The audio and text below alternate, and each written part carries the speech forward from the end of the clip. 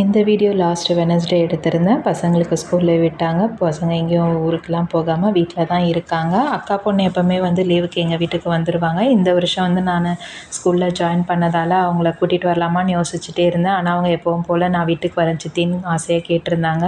அக்கா கூட்டிகிட்டு வந்து விடுறேன்னு சொல்லியிருந்தாங்க. சரி பசங்க லீவ் இருக்கிறதால சென்டராக ஒரு மால் இருக்குது, அங்கே மீட் பண்ணலாம், அங்கேருந்து நான் அவளை பிக்கப் பண்ணிக்கிறேன்னு சொல்லியிருந்தேன். அதனால் மெரினா மால் தான் போயிருந்தோம்.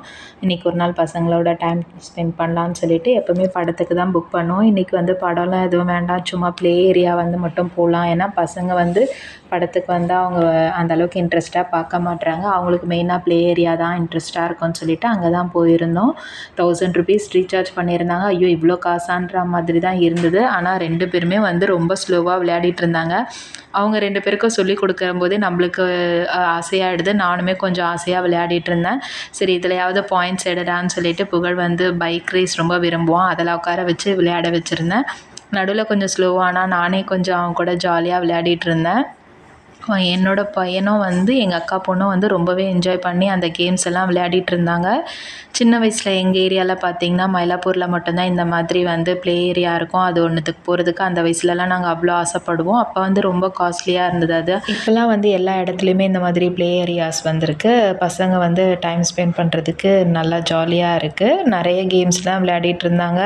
ஃபைனலாக வந்து கன் ஷூட்லாம் போயிட்டு அதிலலாம் வேறு லெவலில் ஜாலியாக விளையாடிட்டு இருந்தான் புகழ். பூஜா நான் அக்கா மட்டும் சும்மா சுற்றி வந்துட்டுருந்தோம் இவங்க கூட. மெயினாக இன்றைக்கி இவங்க 2 பேருக்காக தான் போனதே. அவங்க 2 பேரும் கொஞ்சம் ஜாலியாக விளையாடுவாங்கன்னு சொல்லிட்டு நான் மட்டும் படம் கேட்டிருந்தேன். அப்படியும் வந்து ஓப்பன் டிக்கெட் வந்து இல்லை ரிசர்வ் பண்ணியிருந்தாதான்னு சொல்லிட்டு விட்டுட்டாங்க. சரி ஃபைனலாக வந்து எல்லா விளையாட்டையும் முடிச்சுட்டு கிளம்பலான்னும் போது டிக்கெட்ஸ் இருக்குது, அதுக்கு வந்து கிஃப்ட்ஸ் இருக்குதுன்னு சொல்லியிருந்தாங்க.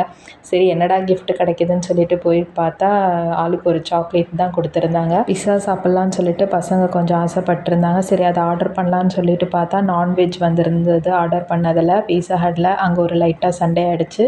அங்கேருந்து அதுக்கப்புறம் பக்கத்தில் ஒரு ஷாப்பில் தான் போயிட்டு பீஸா பாஸ்தா எல்லாம் சாப்பிட்டுட்டு சின்னதாக ஒரு ஷாப்பிங் போயிருந்தோம் கீழே. சரி பசங்களுக்கு ஏதாவது இருக்கான்னு சொல்லிட்டு பார்க்கலான்னு சொல்லிட்டு தீபாவளி பர்ச்சேஸுக்கு ஏதாவது செட் ஆச்சுன்னா வாங்கலான்னு சொல்லிட்டு தான் போயிருந்தோம். மாலுக்கு போயிட்டு அப்படியே அக்கா பொண்ணு நான் பசங்கள்லாம் மட்டும் வீட்டுக்கு வந்துட்டோம். அக்கா அப்படியே அவங்க வீட்டுக்கு போயிட்டாங்க. ஒரு 2 நாள் அக்கா பொண்ணு எங்கள் வீட்டில் தான் இருந்தாங்க. வெள்ளிக்கிழமை ஈவினிங் போல் நான் ஸ்கூலில் இருந்து வந்ததுக்கப்புறமா அப்பா வீட்டுக்கு கிளம்பிட்டோம். இந்த வாரம் வந்து அப்பா வீட்டில் வந்து தலுகை போடுறதால அங்கே தான் கிளம்பிட்டு இருந்தோம். அக்காவோட சுடிதார் ஒன்று தச்சுட்டு இருந்தேன். அது ஃபைனல் முடிக்கவே இல்லை. சரி ஒரு 10 மினிட்ஸில் அதை தச்சுட்டு கிளம்பி எடுத்துகிட்டு போயிடலாம் அப்படின்னு சொல்லிட்டு தான் உட்காந்து ஸ்கூல்லேருந்து வந்தோடனே ஸ்டிச் பண்ணிகிட்டு இருந்தேன்.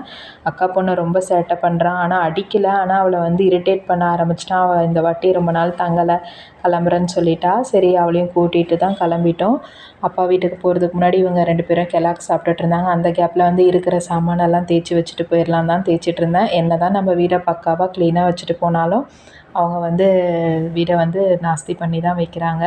அப்பா வீட்டுக்கு போயிட்டோன்னே காலையில் அங்கே பசங்கள்லாம் வந்து வந்துடுவாங்க. அங்கே வந்தால் ஜாலியாக இருக்கும் புகழுக்கு. அங்கே நிறைய பசங்க இருப்பாங்க.